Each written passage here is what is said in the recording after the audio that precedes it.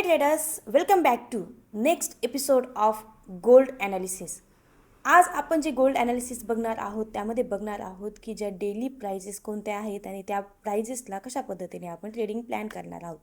काल पण मी जे तुम्हाला लेवल्स दिलेल्या होत्या त्या लेवल्सला गोल्डने छान रिस्पेक्ट केलेला आहे आणि जो मेजर झोन तुम्हाला 1 आवरमध्ये ड्रॉ करून दिला होता, जर त्या लेवलला जर ब्रेकआउट मिळाला असता आणि रिटेस्ट नंतर आपल्याला ट्रेड घ्यायचा होता, पण तिथे ब्रेकआउट तर मिळाला होता पण मार्केट डायरेक्ट पुन्हा एकदा आपल्याला काय मिळालं, पुलबॅक घेताना पाहायला मिळालं. जशी कॅन्डल 1 तासाची ब्रेकआउट झाली, पुलबॅक आपल्याला मिळालं, रिट्रेसमेंट मिळाली आणि त्यामुळे तिथे आपला बाय साईड जो ट्रेड होता तो प्लॅन होऊ शकला नाही. जी कॅन्डल क्लोजिंग आहे ती झोनच्या आतमध्ये झाली.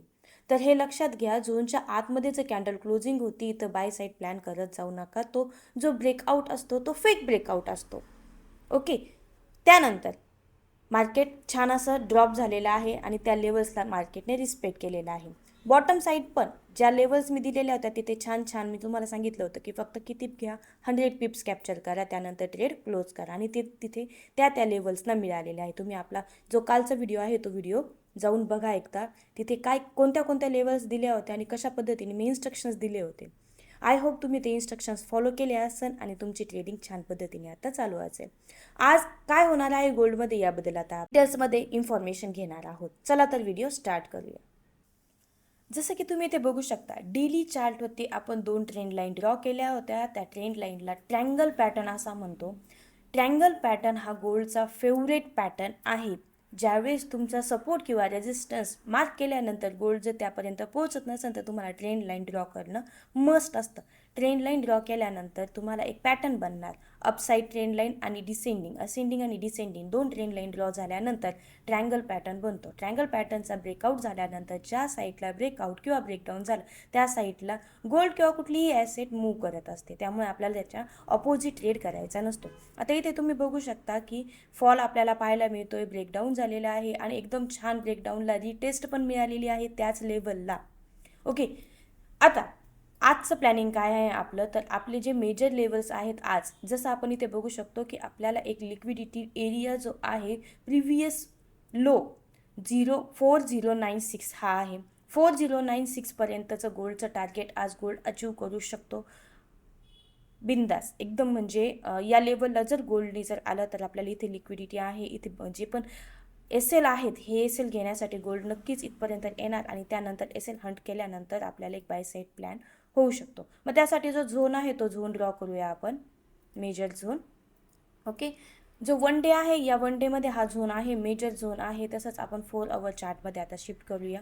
4 आवर चार्टमध्ये जर आपण शिफ्ट केल्यानंतर आता ज्या लेवलला गोल्ड आहे तिथे गोल्डने प्रिव्हियसली पण बऱ्याच वेळा सपोर्ट घेतलेला आहे आणि एक झोन असा आपल्याला इथे पाहायला मिळतोय जो झोन गोल्डने इथे ब्रेक केलेला नाही. यालाही आपण काय म्हणतो, डिमांड झोन. हाही एकदा ड्रॉ करून घेऊया. ओके, हा आहे आपला डिमांड झोन. या डिमांड झोनला गोल्डने मागच्या वेळेस बऱ्याच वेळा इथे काय घेतला, सपोर्ट घेतला आणि बाउन्स करून गोल्ड एक छान अशी रॅली मिळालेली आहे आपल्याला. मग आज गोल्ड काय करणार, तिथे आल्यानंतर आपल्याला एक छोटा बाय साईड प्लॅन होणार आहे, म्हणून आपण हा झोन ड्रॉ केलेला आहे. काय होत असतं, ज्यावेळेस मॅसिव्ह ड्रॉप येत असतो त्यावेळेस आपल्याला लेवल्स माहीत नसतात ना की कुठे आपण बाय करणार. पण इथे तुम्ही ज्यावेळेस बाय करणार त्यावेळेस तुम्हाला लक्षात काय ठेवायचं आहे, जास्त वेळ होल्ड करायचा नाही आहे बाय, आणि शॉर्ट प्रॉफिटमध्ये आपल्याला इथे एक्झिट व्हायचं आहे.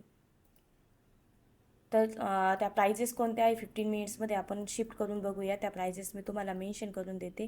जर तुम्हाला बाय करायचंच असेल तर या लेवल्स छान आहेत, या लेवल्सला बाय करू शकता. 4164 ते 4149 म्हणजेच काय की 4150ची लेवल जी आहे ती तुम्हाला बाईंगसाठी एक छान लेवल असू शकते. पण तिथे तुम्हाला काय करायचे, 100 to 150 पिप्स कॅप्चर करा आणि एक्झिट करा, कारण जो ट्रेंड आहे तो डाऊन ट्रेंड आहे. डाऊन ट्रेंडमध्ये आपण अप बाय साईड प्लॅनिंग करणं आणि होल्ड करणं एकदम चुकीची गोष्ट आहे.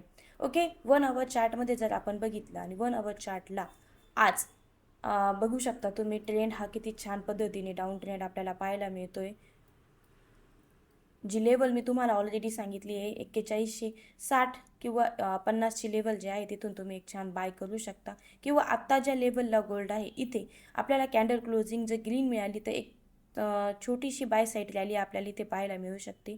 जर आपण इथे फिब रिट्रेसमेंट लावलं, पुलबॅक आहे इथे, या पुलबॅकला इथे अजून तर आपल्याला इथे ग्रीन कॅन्डल क्लोजिंग झालेली नाही, त्यामुळे आपण इथे लो कन्सिडर करू शकत नाही. पण तरी पण आपण जर कॅन्डल क्लोजिंग ग्रीन झाली तर याला लो कन्सिडर करा. आणि मग जी लेवल आपल्याला मिळणार आहे तो झोन आपल्याला इथे मिळू शकतो 50% रिट्रेसमेंटला. तर इथून आपल्याला एक सेलिंगसाठी ऑपॉर्च्युनिटी मिळू शकते. जर 1 तासाच्या कॅन्डलमध्ये, आता कॅन्डल ओपन झालेली आहे, अजून 29 मिनिट आहे, 29 मिनिटामध्ये जर कॅन्डल क्लोजिंगवरती झाली तर इथे लो कन्सिडर करा आणि एक फिब रिट्रेसमेंट लेवल लावा. फिब रिट्रेसमेंट लेवल लावल्यानंतर आपल्याला 42-35 च्या लेवलला एक सेलिंग ऑपॉर्च्युनिटी मिळू शकते आणि 42-22च्या लेवलला आपल्याला सेलिंग ऑपॉर्च्युनिटी पुन्हा एकदा आपल्याला पाहायला मिळू शकते. ओके, तर या कंडिशन, टर्म्स अँड कंडिशन आहे. जर कॅन्डल क्लोजिंग झाली नाही तर आपल्याला या जिथे कॅन्डल क्लोजिंग होणार ग्रीनमध्ये तिथे आपण काय करणार, फिब रिट्रेसमेंट लावणार आणि त्यानुसार आपण आपल्या प्राइजेस करणार. ओके, ठीक आहे. तर हे आहे आपलं ॲनालिसिस. तुम्हाला ॲनालिसिस ओके, तर हा एक लेवल आहे 41.60 ते 41.50च्या दरम्यान तुम्ही शॉर्ट टर्म बाय करा. बाकी तुम्ही लॉंग टर्म सेलसाठी जर प्लॅन केलेला असेल तर होल्ड केला तरी चालू शकतो. त्याचं जे टार्गेट आहे ते मॅक्स टार्गेट आहे 40-90चं. ओके, 40-90पर्यंत गोल्ड आपल्याला सेलिंग पाहायला मिळणार आहे. 40-90चं टार्गेट आहे गोल्डचं सेलिंगचं. त्यानंतर गोल्ड लिक्विडिटी ग्रॅब करणार 40-45पर्यंत, 40-45पर्यंत. 40-45पासून एक बाय साईड प्लॅनिंग खूप छान मिळणार आहे. 40-45ला तुम्ही बाय करू शकता. 40-45ची लेवल लक्षात ठेवा. 40-45 आणि एक मी ज्यावेळेस झोन ड्रॉ करते ना, तर मी माझ्या स्टुडंटला 3 लेवल्स देत असते. 3 लेवलमध्ये माझ्या 3 लेवल या आहेत. झोनची फर्स्ट प्राईज आहे जी आहे 41ची. त्यानंतर मिडल लेवल आहे